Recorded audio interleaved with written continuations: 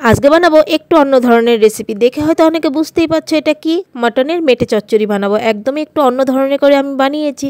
আর যারা মেটে না ভালোবাসে এইভাবে বানিয়ে দিলে সবাই হাত চেটে পুটে খাবে। তাহলে চলো শুরু করা যাক ভিডিওটা। নমস্কার বন্ধুরা, আশা করছি সবাই খুব ভালো আছো, সুস্থ আছো। আমরাও ভালো আছি। আবারও নিয়ে চলে এলাম একটা রেসিপি। এখানে মেটেগুলোকে ছোট ছোট করে কেটে নিয়েছি। আর এখানে দেখো তেলটাও গরম হয়ে গেছে। আর এখানে ক্যাপসিকাম, পেঁয়াজ আর হচ্ছে টমেটো, এগুলোকে কিউব কিউব করে আমি কেটে নিয়েছি। তো এখন এই জিনিসগুলোকে আমি ভেজে নেব। আর ওখানে তেলটা গরম হয়ে গেছে, তাই এখন আমি দিয়ে দেব পেঁয়াজ, ক্যাপসিকাম আর টমেটো। আর গ্যাসের আঁচটা বাড়িয়ে নিয়েই আমি ভাজবো। 2 মিনিটের মতো শুধু নাড়াচাড়া করে নেব। বেশি ভাজা ভাজা করলে সবজিটা গলে যাবে। আর নুন একদমই দেব না, নুন দিলেও সবজিটা গলে যায়, জানোই সবাই। তো দেখো আমার ভাজা ভাজা হয়ে গেছে। তো এরকমই নামাবো, নুন দেইনি জন্য। দেখো সুন্দর কিন্তু একদম আছে। আর একটা মুখে পড়লে যাতে কচকচ করে, এটি সবজিটা খেতে কিন্তু ভালো লাগবে এই রেসিপিটাতে। সেই জন্য নুন না দিয়ে একটু হালকা নাড়াচাড়া করে নামিয়ে নিলেই হয়ে যায় ওই সবজিটা। যাই হোক, কড়ার মধ্যে তেল দিয়ে দিয়েছি শুকনো লঙ্কা, তেজপাতা, আর দিয়ে দিয়েছি ফোড়নে এলাচ আর দারচিনি। আর এখানে রসুন দিয়ে দিলাম কয়েকটা গোটা, দিয়ে দিলাম কাঁচা লঙ্কা, টমেটো কুচি, আর দিয়ে দিলাম পেঁয়াজ কুচি। বাস এগুলোকে এখন একটু নাড়াচাড়া করে নেব আমি। তো সমস্ত পেঁয়াজ আর টমেটোগুলোকে দিয়ে দিলাম। একদমই অন্যরকম একটা রেসিপি। আর যারা মেটে না ভালোবাসে এইভাবে বানিয়ে দিলে তারা সবাই হাত চেটে পুটে খাবে। এখন এই সমস্ত সবজিগুলোকে আমি ভালো করে ভাজা ভাজা করে নেব। পেঁয়াজ আর টমেটোটাকে একটুখানি নুন দিয়ে দেব, তাহলে টমেটো আর পেঁয়াজটা সুন্দর নরম হয়ে যাবে। তো নুনও দিয়ে দিলাম, পরিমাণ মতো নুনটা দিয়ে দিলাম। এখন একটুখানি ভালো করে নাড়াচাড়া করে নেব। ভাজা হতে হতে সবজিটাও সুন্দর, পেঁয়াজ আর টমেটোটা সুন্দর নরম হয়ে যাবে। আর এখানে দিয়ে দেবো, দেখো পেঁয়াজ টমেটোটা নরম হয়ে গেছে, দিয়ে দিলাম আদা রসুনের পেস্ট। অবশ্যই পরিমাণ মতো যতটুকু মেটে হবে ওই হিসাবেই আদা রসুনটাও আমি দিয়ে দিলাম এখন হলুদ গুঁড়ো, তার সঙ্গে দিয়ে দেব লঙ্কার গুঁড়ো, অবশ্যই পরিমাণ মতো দিয়ে দেব জিরে গুঁড়ো, তার সঙ্গে দিয়ে দেব ধনে গুঁড়ো। সমস্ত মশলাটাকে এখন আমি কষিয়ে নেব। আর তার সঙ্গে সঙ্গে আদা রসুনের পেস্টটাও কিন্তু সুন্দর ভাজা ভাজা হয়ে যাবে, তাহলে একটা কাঁচা গন্ধ যে ওটা থাকবে না।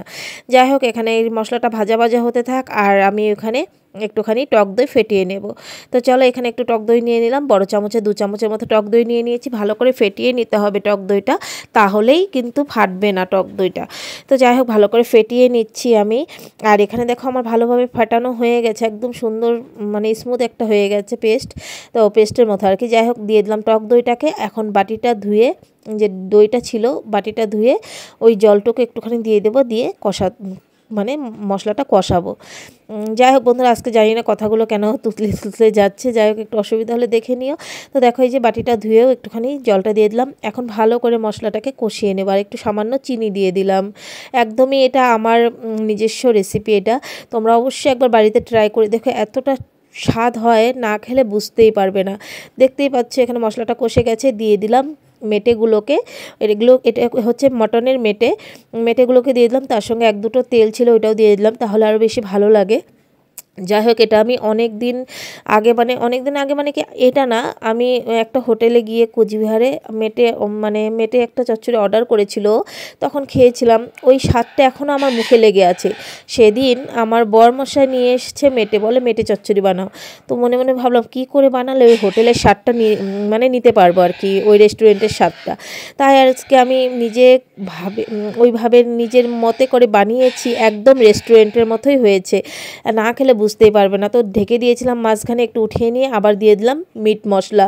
আমি কিন্তু এমনি সচরাচর কোনো মাংস রান্না করলেই কিন্তু, যে চিকেন হোক বা মাটন হোক, আমি মিট মশলাটা ব্যবহার করি না, কিন্তু এই মেটে চচ্চড়িতে অবশ্যই মিট মশলাটা ব্যবহার আমি করেছি, আর তোমরাও করবে। যাই হোক, একটু ঢাকা দিয়ে দেবো, মেটেটাও তাহলে সেদ্ধ হয়ে যাবে আর কষেও যাবে। গ্যাসের আঁচটা অবশ্যই কমানো থাকবে। দেখো এখানে সুন্দর তেল ভেসে উঠেছে, মেটেগুলোও কিন্তু সুন্দর ভালোভাবে সেদ্ধ হয়ে গেছে।